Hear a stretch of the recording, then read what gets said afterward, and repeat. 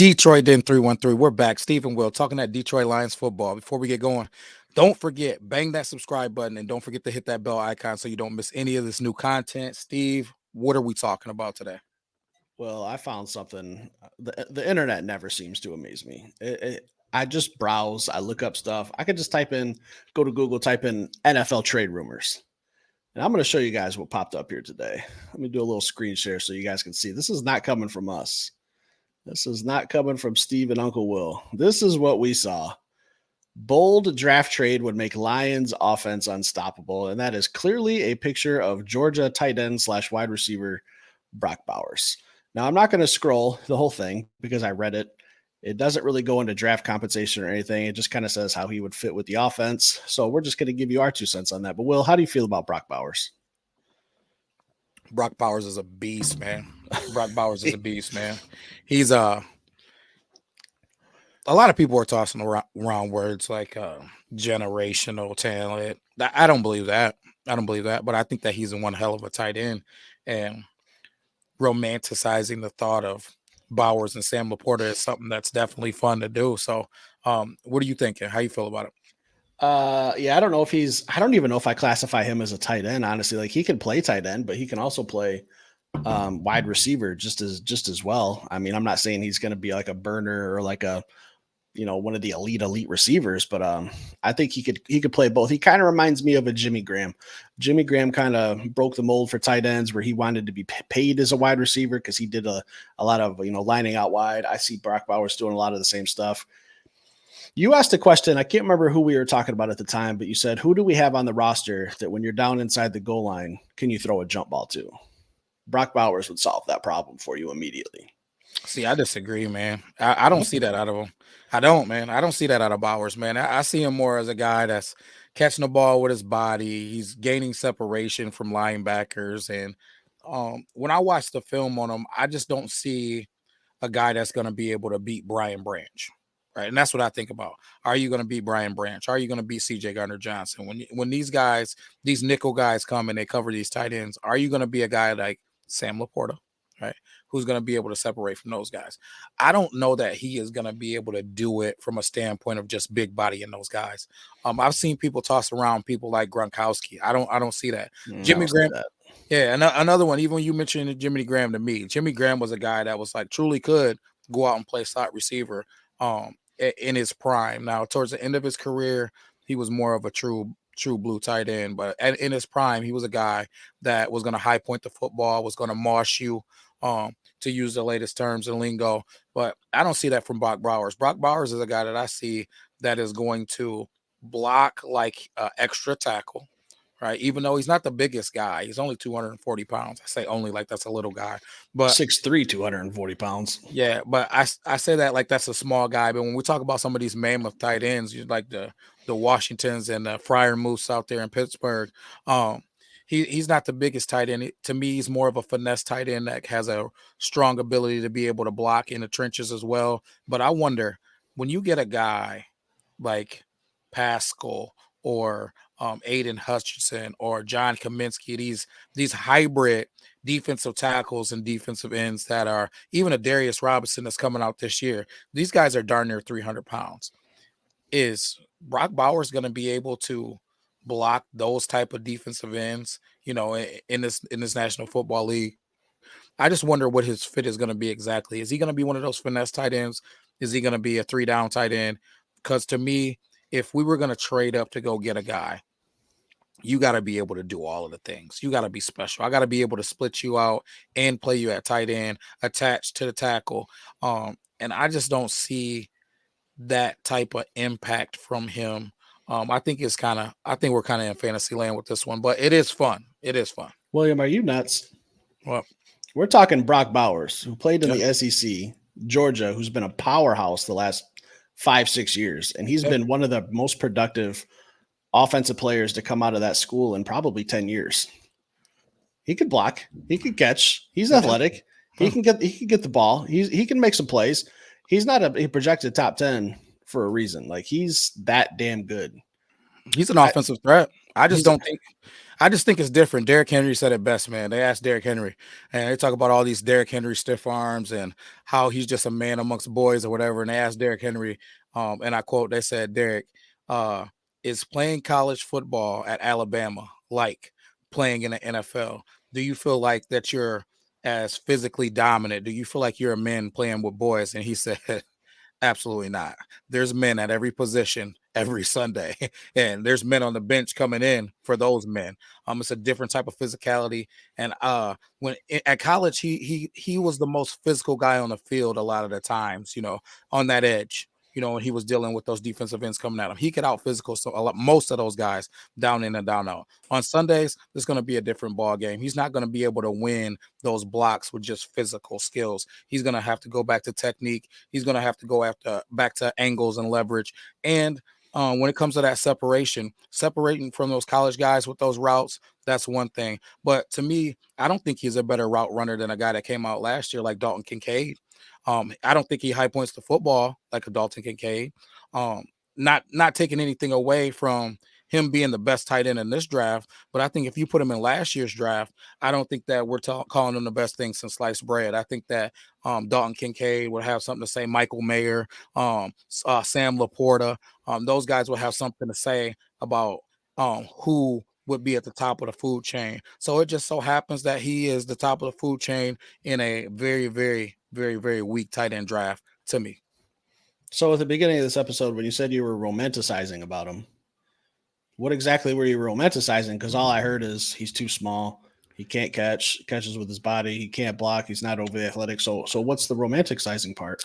I'm not saying that he can't catch. I'm just saying that he catches with his body. I'm not seeing a guy that consistently catches the ball away from his body and then separates and goes and makes big plays. That's what I saw out of Dalton Kincaid, man. I saw a guy making vertical plays a whole lot. I saw a guy catching the ball away from his body a whole lot. I'm not here to say that he's not a good football player. He is, and he's going to be a solid offensive threat. But if I'm trading up in a draft for you, you better be phenomenal. You better be impact today. You better be able to keep me from losing my job when guys that go on later in this draft go out there and they're absolute monsters.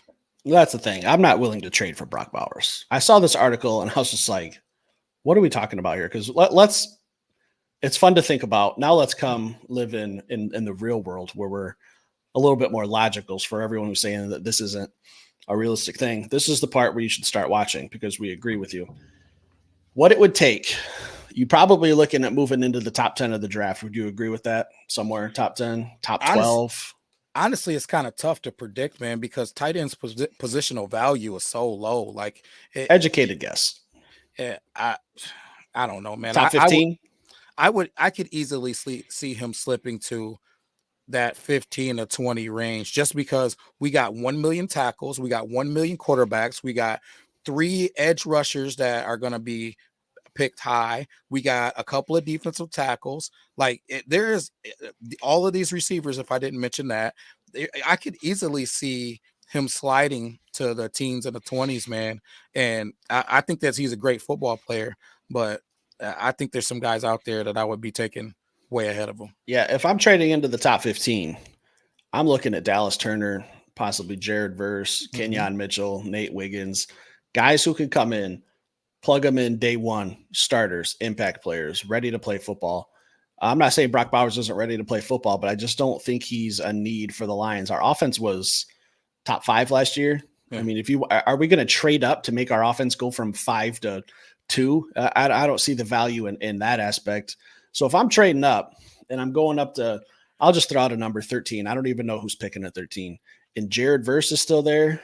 Kenyon Mitchell is still there. Nate Wiggins is still there. Possibly Dallas Turner is still there. You're telling me that I traded up to go get Brock Bowers? I'm going to be a little disappointed.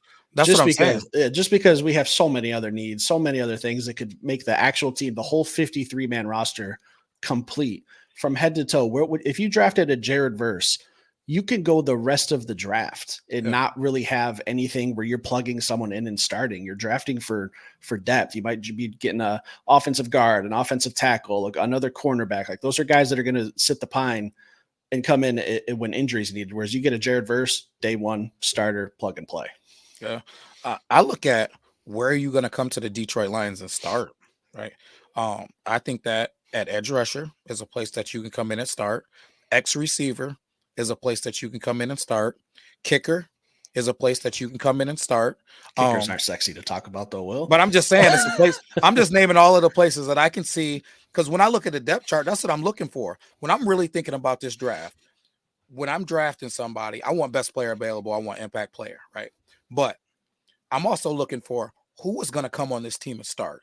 Jared Verse is going to come on this team and start, Day right? one. I even look at. I think there's some linebacker play in there because I think that Edrin Cooper comes on this team and starts, right? But those positions that I named first are to me the very few positions that guys are going to come on immediately and probably start on the Detroit Lions. So that's where I'm looking first. I'm not saying that that's what we're going to take, but that's what I'm looking first. So does Brock Bowers push the needle? I don't even know that he takes the fifth ranked offense to two. He might keep us at fifth because what I'm looking for out of him is you have to be so good at that tight end and slot receiver position that teams don't have any idea what we're going to do out of that personnel. So what do I mean by that? I mean that when you break off from the tackle, you have to be able to beat Brian Branch. You got to be able to beat CJ Gardner Johnson. You got to be able to beat that nickel defender or the linebacker that they're going to decide to cover you with. And I just don't see that out of him, man. So but for me, I'm still sticking. If we're going offensive, it's got to be an impact player. It's got to be a Donnie Mitchell. It's got to be Xavier Liggett. It's got to be one of those guys that are going to push the needle. Those are guys that push the needle to this offense. They have big play potential. They have take the roof off potential. They have open things up potential. They have be able to freaking score the ball in a third quarter potential, man. And I think that Brock Bowers doesn't bring that. Yeah, I think if we're staying put at 29, I'll just take a receiver there. But personally, I want defense first round. I think the only position up for grabs, like we've said, is what's the one position on the either side of the football that's kind of open to be taken. I think it's the defensive end opposite of Aiden Hutchinson. Like it's a position that if you get that filled, your team's complete. You don't need offensive line. You don't overly need a receiver, but I can see the concept of kind of needing one. You don't need any more defensive line. Your cornerbacks are set. You might draft one for depth where he's not probably going to be a starter. I think that defensive end opposite of Aiden Hutchinson is the only position right now that is open for camp. You know, who's going to win the job? I don't know. I'm still high on the linebacker position, man, and I don't think that it's like you have to force the pick at pick 29, but I really think we need to solve this QB run around and do whatever you want issue that we have. So we need more speed, man. We got a bunch of 4.6 guys out there, and I know, like I said it before, we've talked about it on here. Derek Barnes is our fastest linebacker at a 4.5, and when you got Lamar Jackson running around, you got to solve those issues, man. It's more common for quarterbacks in the NFL today to be able to run a little bit than it is to be stand up, stay in the pocket passers. And where we got guys like Caleb Williams coming into our conference, when we probably got JJ McCarthy coming into our conference, and we already got Dude Love Division, in you our mean? oh yeah, that division. I mean, I apologize, but it's those are guys that we're gonna have to see twice a year, man, Mm-hmm. and it's shown that it's an issue for us. Go get a guy like an Edric Cooper or um my man from Peyton Wilson, but go get some of these guys that can run. We need guys that can run these quarterbacks down. Uh, Even Brock Purdy, like yeah, that's what we're I'm gonna have to saying. play like it's not pretty, but Brock Purdy can move, and look what he did to us in the NFC Championship game. I'm And fun fact, we have to play the 49ers again this year. So Yeah, man. It's I'm sick of guys like Geno Smith coming to Ford Field, man, and looking like Hall of Famers. yeah, because Yeah, we can't defend a play action boot. Like yeah. I think the Seahawks ran that play more than any team known to man because Aaron Glenn just didn't make the adjustments to stop it. I think it's Personnel person. or I personnel think. or coaching decision. It it, Uh, it didn't it didn't get fixed. End of story. yeah. Like we can go Well, in that debate a whole nother time, but yeah, I think it's personnel, man, because it's I look at position, man. And by position, when you watch the film, are guys in position to make plays? There is a lot of times where I see guys in position to make plays, i.e., the sack that Derek Barnes should have had where he dove out of the way of Tried to hockey check Dak Prescott. Dak Prescott. Like there, when you really watch this film and you watch some of the plays that happens, and you got Kendall Vildor, footballs bouncing off of his face. You got um guys running past the quarterback and not spinning back to get sacks. You got there's just situations that are outside of Aaron Glenn's hands. Now, Aaron Glenn's got to take some of this on the chin too. I can't excuse him of all of it. No different than I can't excuse Ben Johnson of all of it. But when you watch the film, man, the first thing I ask myself is, was the defender in a position to make a play? And a lot of times the answer is yes. And you got to make those plays. That's what the NFL is all about. Not for long. You make plays, or you're not in the NFL for long. Real quick about Brock Bowers, because actually I can already kind of foresee some questions coming. You know, I know I like Brock Bowers, but again, it's a pass for me. I don't want to trade up for him. But what would it cost for the Detroit Lions to move up? Let's say we have to move up to 12. We've seen Brad do it. So if we're moving up to 12, whoever's picking there, I don't know. I don't have the draft order memorized. I know a handful of teams where they're picking. You're probably looking at a package similar to what we gave up to move up to get Jameson Williams. So that's probably what it's going to be to move up to get him. But again, if I'm moving up to 12, there's guys I can get that will make a much, much, much larger impact. I've listed them off. Will's listed them off. Let us know how you guys feel in the comments about this Brock Bowers kind of nonsense. I don't know if Sports Illustrated's even watch football or know how the Lions operate. Doesn't really fit our team. Doesn't really fit our offense. He's a nice player to watch. I enjoyed watching him at Georgia, but he doesn't overly excite me. Definitely not trading up for him. So if I'm trading up, it's going to get a defender. So leave it in the comments. Let us know how you feel. Will, you got anything else? All I'm saying is Quinyon Mitchell would probably be on the board at that time, and I would at be 12? coming unglued. 50-50. He might be there. So guys, leave it in the comments. Let us know how you feel about this Brock Bowers Sports Illustrated issue. Leave some comments. Hit that like button. If you're new here, stick around, subscribe. We'll be back later with some more content. Peace.